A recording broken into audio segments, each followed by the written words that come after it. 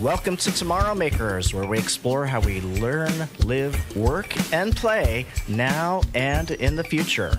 I'm Carlos Ramos. And I'm Summer Beatty. Hey, Summer. Hey, Carlos. How are you? I'm doing all right. How are you? I'm doing wonderful. Really, because of who we just talked to for this episode of Tomorrow Makers. We have Carl Bauer, who is a faculty member in landscape and plant production at Penn College, department head. I had so many questions that I couldn't even get to ask him because I'm like, this is being selfish. No one wants to hear about why I want to talk to Carl. My wife and I have this, amazing garden here in town with so many raised beds, and she's so much into the landscaping to the point where I'm like, can we stop? But it's takes over your summer. When he was talking about that, I was thinking, you're relating big time. Absolutely. But yeah, so many tips that he provides, but it's just the tip of the iceberg. Oh yeah, we're gonna have to have him back. Absolutely. That was a fun one. And I am going to bring you that rhubarb. Okay, you're going to make a little rhubarb change my strawberry mind. crisp. Okay. Yes, we're going to change your mind on rhubarb. All right, maybe with some coffee. Hope you enjoy this one.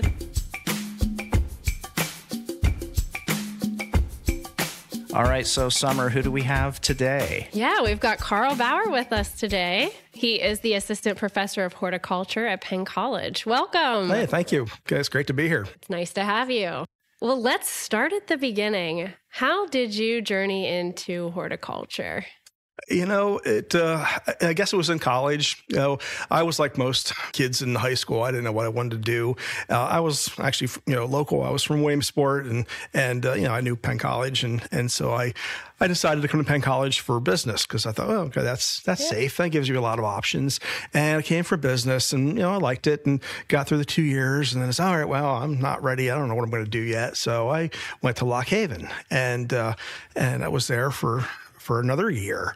And then, but every day I go to the library and I'm looking at like Fine Gardening Magazine and Horticulture Magazine and Sedodoma Economics and Finance. And I thought, well, this is stupid. I don't like this stuff at all. I kind of like plants. And I didn't really plant much growing up when I was at home. When I was, earlier in high school, I did a little bit here and there, but I was in a greenhouse class in like middle school. And that was about it. And after I started, it might have been even 3.5 years into my degree, and in school had just started. I got all my books, went to all my classes, and I thought, this is stupid. I'm not doing this. I went home to my parents and said, I'm quitting. And I, what do you mean? And I told them what I thought I wanted to do, and they said, well, go talk to somebody.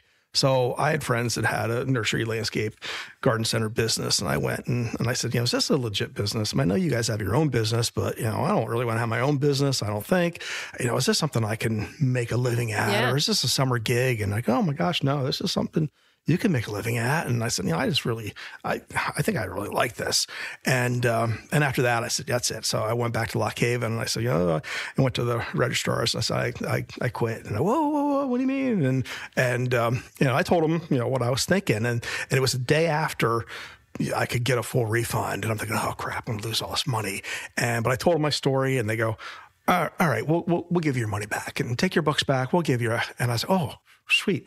And so that was in August, and school had already started at Penn College. Again, I knew about Penn College because I grew up going to the open houses we had here because they were kind of more for the community, and I knew they had that program. And actually, the guy I talked to, he graduated, or some of his family or graduated from the program. So I said, I'll go over there. But it was like a week after or 2 weeks after Penn College started, so I couldn't.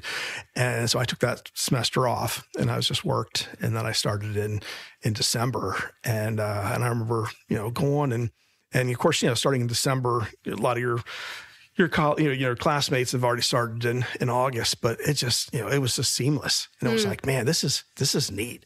I mean, this is a lot of fun. I can get into this, and just quickly assimilated. And I found my niche at that point. So good on Lock Haven for doing that. Yeah. Good on Penn College for letting you come in for that couple weeks after and letting the stars align. That's great. Yeah. Well, no, I didn't start I didn't start in August. I had to wait until January. Oh, you did. Start. You had to do a spring start. Okay. Yeah. And so there are students, some of my students now that do come in January, and we're one of the programs that allows spring starts. Not all of them do. And they go, am I going to be able to do this? And I said, well, I did this. I said, it's, it definitely is doable. I said, there's some things you might seem a little lost on. We'll catch up. And it's, it works. Worked for me. That's great. So then graduated from Penn College, and then I'm thinking you probably went into industry, worked for a little bit. Well, when I was in college, we went to Longwood Gardens on a field trip, and I remember walking into Longwood Gardens and thinking, "Oh my God, this is awesome! I would love to work here. I would love to, intern here." And so I interned at Longwood, and I was actually the first student from Penn College that interned at Longwood, and was there for the summer, and I just loved it. And I really would have, maybe thought about doing that as a career, but after my internship, I still had a semester to go, or two semesters to go, and I just really wasn't ready to move away from home yet. But that kind of botanical gardens, high-end maintenance. I really love that. And so, I did that, and I got a chance to visit all these other gardens, botanical gardens. It was tremendous. And then, so I come back for that last two semesters and finish things up. And then I went into industry, and there was a local company that I had known for years and years. We, grew up close to each other, and I went to work for him, and he was just terrific. I mean, I knew him, and knew the family, and he's just a really good guy, and I did that for a dozen or better years, full time. Yeah, and then I always kept in touch with the folks here, and I come over for one of the open houses, and Rich Wildmister, he was my professor. He's just an icon, and he said, "Hey, Carl, we're looking to hire somebody part time. Why don't you apply?" Me, I'm not a teacher, and he says, "Oh yeah," he says, "it's a plant ID." He says, your plants, you're personable." He says, "I think you do real well in it," and I do remember when I was a student. He told us all, you guys are all going to be educators. And, we're all sitting there going, we're 18, 20 years old. And it's like, well, we're going to be landscapers. What are you talking about? And he said, no, he says, when people realize what you do, that you have an education, he says, they're going to ask you so many questions. And you're going to teach them about plants, about, landscaping, about, whatever. And I never forgot that. I still tell my students that. I said, you guys are going to be educators. You might say, well, I want to be a hardscaper. Okay, that's great. But, there's going to be a time when, Mrs. Johnson says, hey, you're doing my patio, but I got a plant inside that's not looking good. Come, do you know what's the matter with it? And I remember the first time, a client asked me that, and I thought, it's a ficus. I don't know anything about interior plants, and what am I gonna? I don't know. Yeah, sick. And I remember going in, and everything come back to me, and I said, "Well, yeah, it's got this on it, and this is why, and this is how you can fix it." And I said, you're gonna do that. I mean, that's what. And I said, honestly, you might end up becoming a teacher. So that's why I still say, never say never. I mean, I never thought I'd be in this position. You might end up, as a teacher someplace. I mean, there's plenty of our graduates that have done that, and but you are going to be educating, people. Yeah, that's an interesting way to think about it. I was wondering, as you were telling that story, how many questions you field from friends and family who have questions. This plant just doesn't seem to be surviving in this location, or what should I put here? What would be in the summer? Quite often, I mean, there's days that I might get 3 or 4 texts. Oh my goodness! And it doesn't bother me. I mean, I kind of enjoy. I love that problem solving, trying to figure out what's wrong with things. And some things, right away. And others like, I don't know. And then you find yourself, all right, well, when are you going to be home? I'll stop over. Yeah. and I'll take a look at it because I can't be stumped. I don't want him to say, I don't want to say, I don't know. I want to say, I'll figure it out for you. So yeah, there Carl, are some I didn't days know you do house calls. The plant doctor. I got about 800 feet of garden, square feet of garden. Actually, more than that. It's crazy the amount of garden we have for two people, and I've got 12 raised beds. Oh yeah, yeah. Nice. So yeah, nice. I'll be ready for you to come over. I opened the floodgates. I'm sorry. I'll diagnose, but the work is actually a little more. Yeah, there's an app idea. I don't know if anybody's done that, where you upload a photo or something or the plant Dr. Carl, you can reach out and say, hey, this is the picture of what's happening with my plant. What's wrong with it? And you can diagnose online. Yeah, because I mean, the iPhone, you can point your phone to a plant and it'll tell you. Right. I mean, it seems pretty accurate. Oh yeah. Oh, I'm not an Apple. I have an Android, so I have Google Lens, and that is awesome. Oh. And I can't tell you how many times somebody will send me something. I'll save the picture. I'll Google Lens it and give them an answer right away, and they think I'm a genius. It's like wow. It's just Google Lens, and I've told this story before. The first time I learned about that app, my son was like 9 years old, and a friend of mine said, "Hey, there's this Norway spruce over on whatever street in town. It's really different. I don't know if it's a cultivar or what. Can you check it out?" And so I'm driving, and my son's in the back seat, and I said I gotta pull over here and look at this tree, and I'm looking at this tree, and he goes, and I sit there for a while. And he goes, "Dad, what are we doing?" I said, "I'm trying to figure out what kind of tree this is." And he goes, he's 9. He goes, "It's a Norway spruce." And I turned around. I said, "What in the world?" And he goes, "Google." I said, "How do you know that?" He goes, "Google Lens." And I was like, "Oh, I have to learn what this is." Wow. So yeah. And I said, "Well, I know it is a Norway spruce. Thank you. I appreciate it." I said, "I just don't know if it's a different kind or what." So, well, I've gotten to, you see that, click here for a tip. I save that picture. And so when people send me things, I'll send them that picture back, and I'll say, "Here, just, what's your tip there?" They just laugh. Well, yeah, it could be a paid app. Yeah. Even 99 cents would add up. Yeah. Oh, yeah. Yeah. But no, I don't mind. And I tell the students, I remember meeting, there was a faculty member in Ohio that I met, and she was telling me how she would tell her students, "Oh, send me pictures of plants you don't know, and I'll tell you what they are." I'm thinking, oh my God, I can't imagine how many they're going to be sending you pictures all the time. It would just take forever. And then a couple of years ago, I started to do that, and I got my cell phone on my syllabus, and I said, "You guys, if you're going to be late, text me." And I said, "If you see some plants you're not sure," I said, just text me a picture. I'll let you know. And there are some that that do that quite frequently, and they're usually the better students, because they're really they want to learn. And it usually doesn't take me that long to figure things out. And so there are several students that'll regularly, and even the one student before he left, I said, "Keep sending me those pictures. Keeps me on my toes." And he sent me a picture last year that it was like a Bigfoot picture. He was like, "What is this? What are you showing me?" It was so grainy. And I showed my wife. I said, "Look at this. He sent me this picture." I said, and she goes, "Oh yeah, I get a better picture." And I figured it out, and I was like, I said, "You keep me on my toes." And, so I asked just one or two questions. It looks like this. He goes, "Yeah, that's what it is." And so I kind of thrive on that. But that's really cool. Yeah. So I'm sitting over here thinking of even more app ideas that involve plants that you could up with, but that's a rabbit hole we don't want to get down. But I'll just put this out there: sunglasses that can detect poison ivy, poison oak, and poisonous snakes and spiders. Sunglasses. Yeah.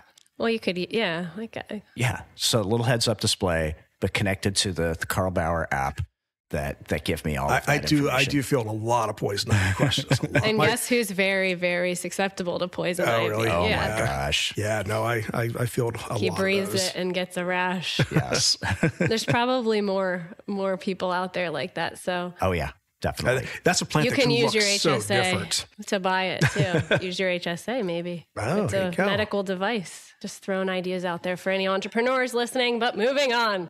So a lot of people might say, "Oh, I'm just a gardener. I've learned from this person, or I can read about it, or whatever, learn in my own way." What is, in your opinion, the real benefit to a formal education like you're offering at Penn College? Especially landscaping, that is a profession that you could get in. You get a mower and a pickup truck, and you could get in pretty easily. But I really think all the different avenues that our students get exposed to, because horticulture is so dynamic. You could go through our program and you can become a landscaper or a designer or a hardscape, professional, somebody that does maintenance or florist or tree care. And so you get exposed to all those different things. And so, I've had graduates say over the years, there's some things I learned at school that I know has saved me thousands of dollars, because if I was just doing it on my own, I wouldn't have known that. And I would have just did whatever. And, going to school, that prepared me for all those different avenues. And there are students that come to us and they say, I want to do this. I want to be a designer, or I want to work in, there was a student a couple of years ago that wanted to work in medical marijuana. And after he graduated, he did get a job in that. And was there for like 3 months and hated it. And then, but, he had skills and knowledge of, hey, what else is out there in the plant world, in the green industry. And he got a job in, I goes, lawn care. And he goes, I love it. He says, if you would have told me when I was a student that I was going to love this as much as I did, I would have fought you. I would have said, nope, I'm going to get into growing. That's what I want to do. And, I think going through that formal education and realizing what else is out there. And, if I don't like something, I can jump to something else. But, some of those folks that, do start a business and they're kind of focused just on, landscaping, they don't realize, all the different things you can do out there, and may not have that knowledge, and it may take them years to get that. I've had students that have, just interned and worked for a company, and they've come back and said, I knew more than the owner did. And yeah. And, it's, maybe because it was about insects or disease. And I said, they didn't know anything. And I said, that was kind of surprising. And I said, yeah, you know a lot. That's a great thing. And that, if you decide to stay in that, designing or whatever, you can do that. But, if you wanted to get into insects or disease or sales or whatever, you could do that because you have, you made those connections, you have those networks and those other avenues out there. And there's so many benefits to being on a college campus in general and just having that holistic experience. And as you went through the program and you had your business side too. So like there is that opportunity to take business courses too, along with it. So yeah, that's a... Well, there have been students over the years that there was one student that was injured. He was in a car accident, and he said, I'm not going to be able to do this anymore. I said, what do you mean? And he goes, I can't landscape. I'm all, it's just, it's going to take me years to recover from this. And I said, well, there's other things you can do. I mean, this isn't all just physical. And his dad actually was a sales rep, and he sold trees. And I said, look at your dad. I said, your dad, he doesn't do anything physical. I mean, he's selling trees. I says, he loves that. And I said, that's just one avenue. And he goes, I never thought about that. And it just kind of blew me away. It's like, you're seeing that in your family that, you're not even seeing that's an option. And that's actually what he did for a couple of years was, he was a sales rep for a tree care or a tree company. And then a couple of years later, he, kind of got, some rehab and kind of got his strength back. And then he went into landscaping and did a lot of construction. Then he did something else. And I tell the students again, never say never. You don't know where you're going to end up in 5 years. What you want to do now, it's not like your grandfather that started at a job and worked for 45 years and retired. I said, you're going to have 10, 5, 10, 12 jobs. And, it might even be just in, a couple of years. Hopefully you're not bouncing around that much, but you're not going to stay in the same place. And they don't realize that until they get out and move around a little bit and say, oh yeah, I did go, I did this because, maybe they left because they didn't like, a person, or maybe they didn't like, the job but they're going to go wherever because they can. What I think that's so amazing about your program areas and the students that come into it, in that the opportunities that they have and that they take to shape their future once they get out of here. I know we have one video profile, we'll link it up in the show notes, of a student who's gone off and he's like, 3 years out of 4 years maybe? Out of college? I know who you're talking about. Yeah. And I mean, he's killing it. Yeah. It's just amazing stuff. So, I mean, if you're of that temperament, with, you like the outdoors, or you have that affinity for the plants, or you have that affinity for beautiful, hardscapes and landscapes. That the opportunities are endless. Yeah, absolutely. And you get students involved out in the community too, right? Like you have connections where they get to do actual projects. Yeah, so that's a lot of fun when you get to do that, because students, you can tell them all kinds of stuff in the class, but until you're out doing it with a real client, and I always like when I tell them stories. Oh, you're going to be dealing with clients that do this or do that or say this, and it's not necessarily what they mean, and then, oh, okay, yeah, Bauer, that's, that's what you're saying. But then you go out and do that, and, and they get that feedback, and they're like, man, this person's harder to deal with than I thought. Or, oh yeah, I remember what you said. Yeah, this is kind of exactly what it is. And they can get some criticism that is maybe not exactly what they're looking for. But I mean, that's part of it. Mm-hmm. That definitely is part of it. Or they also can realize just how appreciative people are of their knowledge. And I tell them that, if we go out and do like a community service, project, whether it's in class or for the club, I said, you guys have a skill set that not everybody has. Mm-hmm. And they're going to want, they're going to seek you out, and that's got to feel good. We did a project for a local library, and I went and the back area of the library was just a mess, and the director was looking at it and was like, I don't know what to do with this. I'm like, oh, you could do this and this and this. Yeah. She's like, wow, I never thought about that. And so I told the students that, and I said, we're going to go down and look at it, and I said, give me your ideas, and she's like, oh man, I just looked at this as a mess, and you guys see opportunities. That's pretty neat. And so, they got to, to see that, hey, what we do, what we can bring to the table is valuable. Mm-hmm. People, they want to, they want to search you out and to hire us and I guess that's about it. I think there's that scientific part of it, knowing it's horticulture, but there's also this artistic piece, right? Like that's part of the program where... And that is what horticulture is. It's the art and science of growing and maintaining and, developing, plants and especially ornamental plants. And, I'll talk to like high school students and I say, do you tell your friends you're in horticulture? And they go, yeah. And sometimes, yeah, we do, because that's what the program's called. Mm-hmm. And I said, do they know what you're talking about? And they go, no. Because it's a hard word I've asked, my nephew, I remember years ago, he was in high school, and I said, do any of your friends know what horticulture is? He says, no. He says, and if you didn't do it, I wouldn't know either.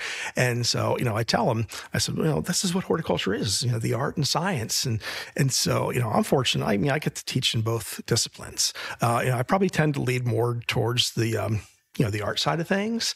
But, I teach like an insects and disease class. I mean, that's pretty much all science. Mm-hmm. But it's hard to find any art in insects and disease. But, I also teach landscape design and that's, obviously art, but, the science part is that plant going to grow in that, mm-hmm. Environment? And so, understanding how the plant grows and where it grows and then having it look nice. That's the art part. And I really enjoy growing plants. I enjoy growing plants, but I enjoy growing plants that look different than what, most people see. I practice bonsai, at home but I especially, coleus, if you know the plant coleus, I love to grow that as a standard. Now, what that means in the plant world is kind of as a tree form. And so it's so easy to take a coleus you get at the greenhouse and, take some of the lower branches off and train it to a straight stem and develop this little ball on top. It looks like a topiary. And I love doing that because, the art is making it look like a tree and making it look like, and having people say, oh, my coleus doesn't do that. Right. How in the world did you do that? And, and I'll show them or tell them, but, the science is, knowing that you can do that with a plant and they look at that plant after, a couple months of being exposed to the sunlight, and that trunk, the main stem, turns into a trunk from being exposed to the sunlight. It gets really woody, and they're like, Coleus does that? I didn't realize that. I would have said the same thing. Yeah. I love Coleus and the different varieties. Yeah. Are you inside with it or outside? It's a summertime. It's just summertime thing. Yeah, and I mean I've grown Coleus several feet tall with 2-foot heads on in the summertime, and I just love people saying, "What is that? How did you do that?" And so I get a kick out of that. But when people see that woody stem, like, "Oh, what did you do? How did you make that happen?" And I say, "Oh, pretty amazing, huh?" So while we're talking about what are your other summer your favorites? There's a lot. I grow a lot in my house. I've heard about your house, by the way. I've only driven by it, and you have a fence up, so you can't see what's back there. But I've heard it's pretty amazing. Yeah. There's a lot of stuff there, and I use my house as kind of my my playground and to try things out that I say that I buy a gardening book. I might get it on the reducer rack for $5, but it'll cost me like $1,000 because I'll find ideas in there. So I got to do that. I got to do that. And I like doing things in my garden that people will say, "Oh, I never thought about doing that." Yeah. Or you do something that I can show the students, or hey, this is an opportunity. I did this in my house, and a lot of times the students would come to the house towards the end, of their time. I don't have them out the first day. "Hey, come on, having a party or having a pool party." That could be dangerous. But a lot of times right before they graduate, "Hey, come on over, we'll pizza or whatever." But I'll say, and I'll show them pictures of the house and the garden, and I'll say, "Oh, this growing." And I'll say, "Bauer, how many plants do you have at your house?" And sometimes they're a little small, but the thing, it's always changing. And I'll do something that is different. Like, we have some big oak trees in front of the house, and there was a straight sidewalk, and it was all getting buckled from the roots, and I've seen places where they go take the sidewalk all the way out around, and I said, "I'm going to do that."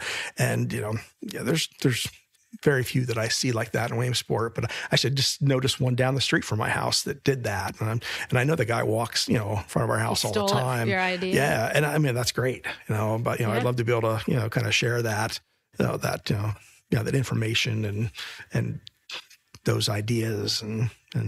So I do, you're more welcome to go over to the house. And, I have garden clubs coming, all the time. Dear listeners, you're invited to Carl's house, and we'll share his addresses, private phone number and email in case if you have I'm any at least plant thinking questions. in the next marketing team meeting is going to be over at Carl's house. A little, planting session. Usually it starts to look the best by June, July, just because during school I'm so busy, and then summer hits, and it's like, you're trying to get ready for the summer, and by June, July it looks pretty good. So I'll speak to a lot of garden clubs, and I show pictures of the house, and they'll say, "Wow, is that your house? Do you ever do tours?" "Yeah, come on over." So a lot of the local garden clubs have all been there, and what's neat is when they say, you tell them something, and then they come back like a year later and say, "I did that. I did what you said. That really works," or "That's neat." I showed a picture of a plant. It's called Amsonia. It's a threadleaf blue star, and it's just the softest plant out there. Just has a really neat feel. And I showed it in the picture. It was right next to the sidewalk, and I said, "This is one of those plants. You just got to touch when you walk by." And I had a little lady say, "What? You touch your plants?"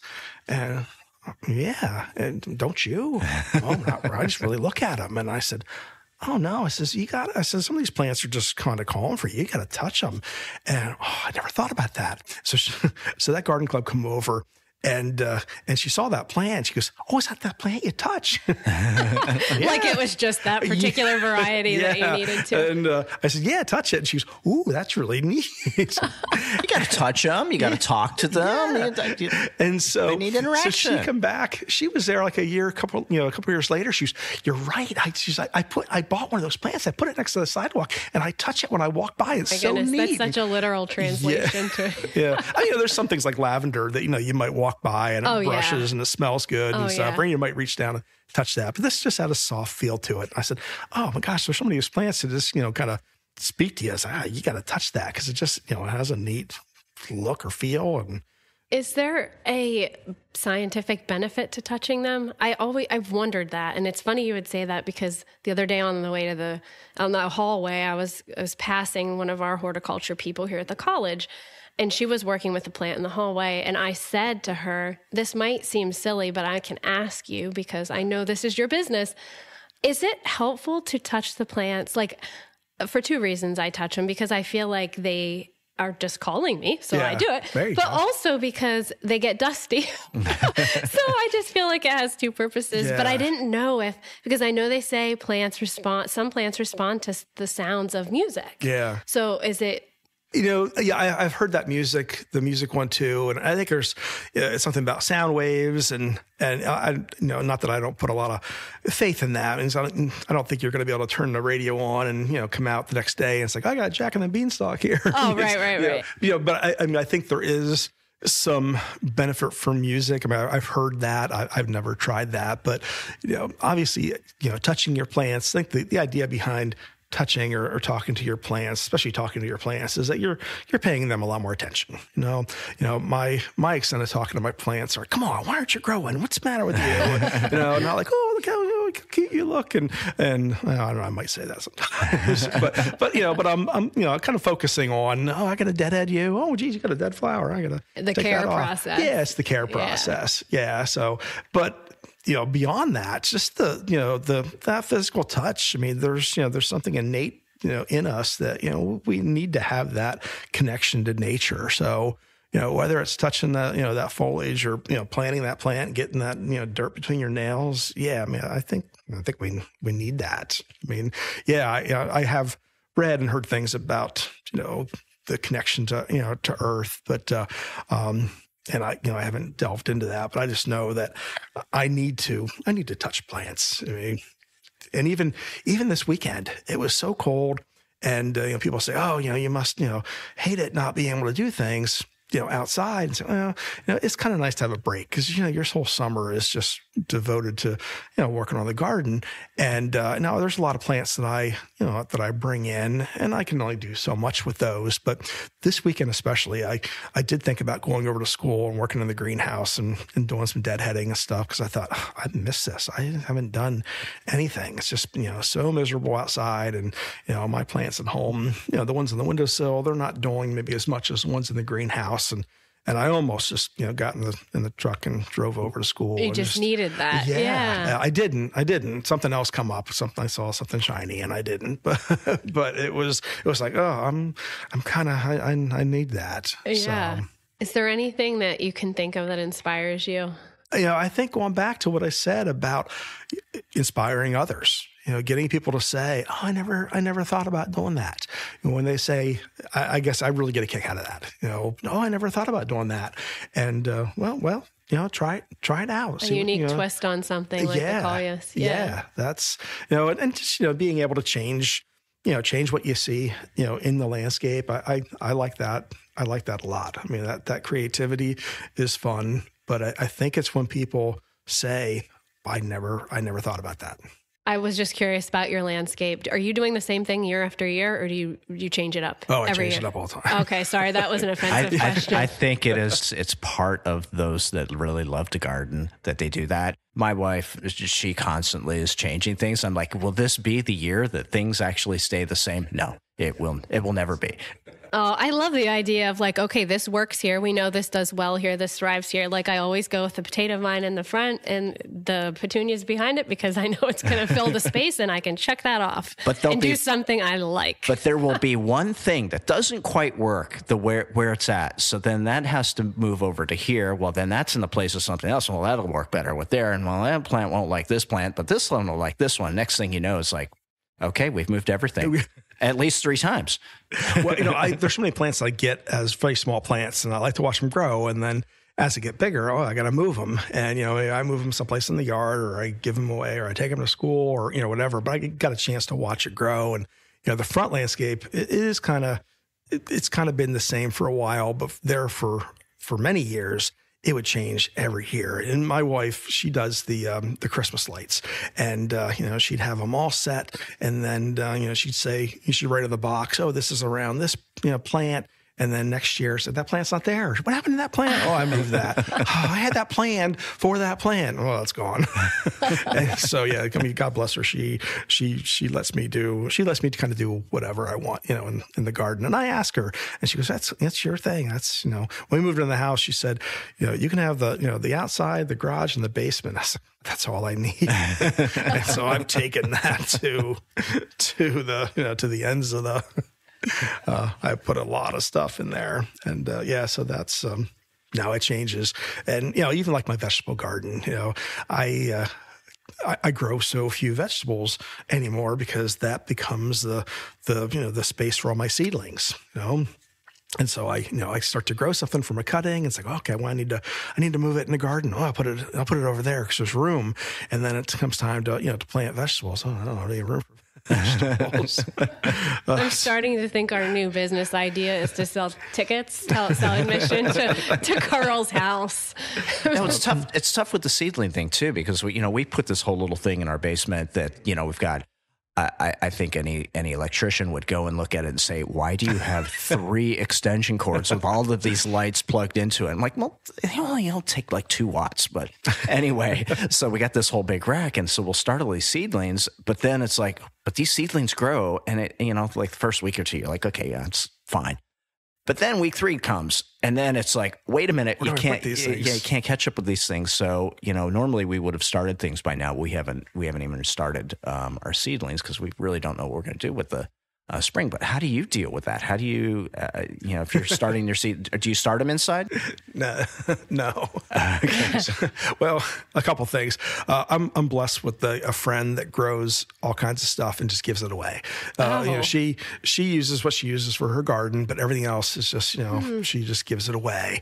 And so that's kind of another story. But the other thing is I do buy a lot of seeds. And I find that the art of buying seeds and the art of and the hobby of growing seeds are 2 totally different things. So I buy a lot of seeds with all great intentions. I want to grow these, and then they just sit there. We start everything. We got started with heirloom tomatoes. Mm-hmm. Oh my gosh, there's just so many, and we're just barely scratching the surface with them. We grow this one, an Abe Lincoln. It's just this monster heirloom tomato that apparently Abe Lincoln himself had grown. Oh my God, you cannot go back to store-bought. I mean, I even have a problem going to like roadside stands because these are just not as good as these other tomatoes. Well, some of those like heirloom tomatoes, they're open pollinated, which means you can grow them from seed. And and I did a couple of years ago. I bought some seeds because I tried this one old-fashioned tomato. I was, this is terrific, and I tried it and I grew it and it was terrific. But now it pops up in my garden everywhere. Wow. So I don't have to grow from seed. But I have things like figs in my garden that not a lot of people have, and I have some asparagus, and I mean, not that that's an odd plant, but when I planted that, and I planted that in an area that I normally would plant like tomatoes and cucumbers and things like that, but I planted that, and I had people say, well, that takes a long time to grow. And I remember saying, well, where am I going? That's what I was, I love asparagus too. And that was my reasoning for never doing it. But gosh, how many years has it been? Yeah, I could have it by now. Oh yeah. Yeah. But you just grew it in standard soil. I thought that needed like a real sandy soil. I just grow it in regular soil. Oh. Yeah.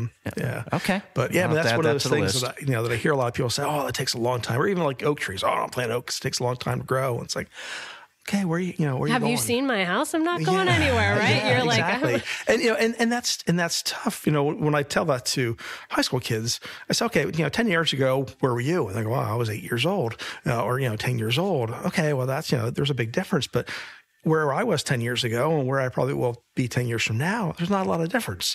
It's okay. Well, my kids were 10 years younger, but I was in the same house, the same job.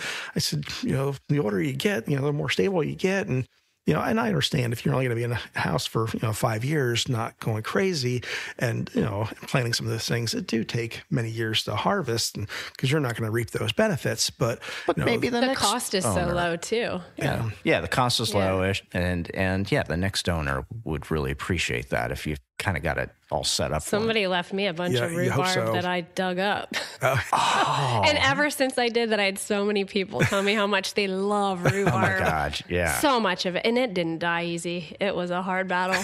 And Do you have a hint of any left? no, gosh, no. I did so well. It's gone. Oh my gosh, yeah. June, July comes along. It's like, we want rhubarb strawberry pie. It's gross. It's so gross. It's stringy. It's not good. Oh, you haven't had it done right. It doesn't matter. It's gone. Next time I have rhubarb, I will bring in some, and You're I will like, change your if I mind have to about it. put that much sugar on, on a fruit or a vegetable, It does take a little bit of sugar. Yeah, it's like grapefruit. Yeah. Yeah. Well, I thought it's not Why? the same thing. You've diluted. Yeah. So, Carl, what is your favorite plant?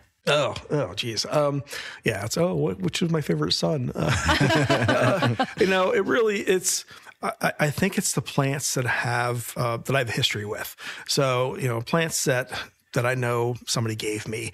And I look at my garden and I'll say, I got that from so-and-so. I got that from so-and-so. And actually during COVID, I inventoried everything and put it on a spreadsheet. It's like, where did I get it from? And it's like, oh God, I got all these plants from this, from this other teacher, or, from, like Rich Wildmister, my mentor, he's giving me all these plants, or from here or there.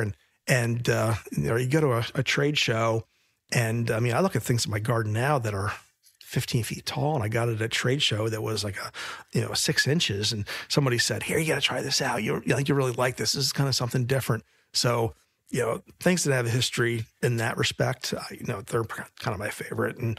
Or if it's something that I grew from seed or from a cutting and I got the history with, that's, but I like conifers. I'm really gotten into native plants like crazy. I like perennials. Sorry, native plants. What do you mean? So plants that are native to our that's area. what I thought. Yeah, that's gotten to be, and I think now if I did my garden, it'd probably be all native plants. But years ago, it was like, hey, whatever's out there, the neatest thing, and they're all exotics, and we're finding out now that they're causing all kinds of problems and being terribly invasive, and there are some things that several years ago I got rid of because I didn't want to be part of that problem. Right. The pears and the barberries. I had some different barberries, the ones you didn't see everywhere, and it kind of it hurt at first. Like, oh, I'm digging this up. It's a nice looking plant, and people say, why are you digging that out? It's like, well, this is part of the problem. This is what's spreading all over the place. And now the plant's banned. I was going to say they're banned, right? Yeah, starting. I think barberries next year. are banned. Yeah, you can't buy them. Yeah, I think starting. You can't sell them starting next year. I think there are still a few cultivars, but that'll be. You're allowed to have them at your house, though. Yeah, you're just asking for a friend. We won't. Yeah, come to my your whole house back line is like all barberry, and it's like, wait a minute. That was a mistake when I bought those. They looked so pretty, the lime green, and now they're out. They're just terrible for maintenance, though. The Jaggers and stuff. I would be weeks away from doing work, and I'm like, what? There's another thorn. They're nasty. So yeah, I've tried to get rid of some of those, and there's others. I still have a lot of non-native plants, but they're not any of the the invasive ones. Well, how do we deal with things like Japanese knotweed, which are just prolific on our waterways? Oh yeah, it's tough. There's not an easy solution. It's gotten so out of hand that trying to remedy it now is it's very, very difficult. It's telling people what it is, letting them know what it is, and there are some ways to get rid of it, but it's not an easy thing to do. So, but the biggest thing is education. Letting people know that this isn't because when that blooms in the summer, oh my gosh, that's so pretty.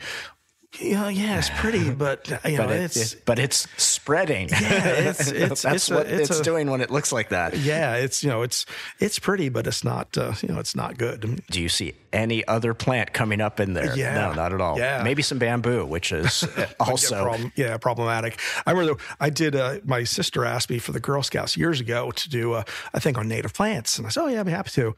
And I went to to their camp, and I'm out in the woods and I'm looking, and I said, I can't do this because there's no native plants. I mean, there's big oak trees that you can point to, but these girls, like, oh yeah, look up there. Like, well, right. they're lost. And I said, it turned into an invasive talk.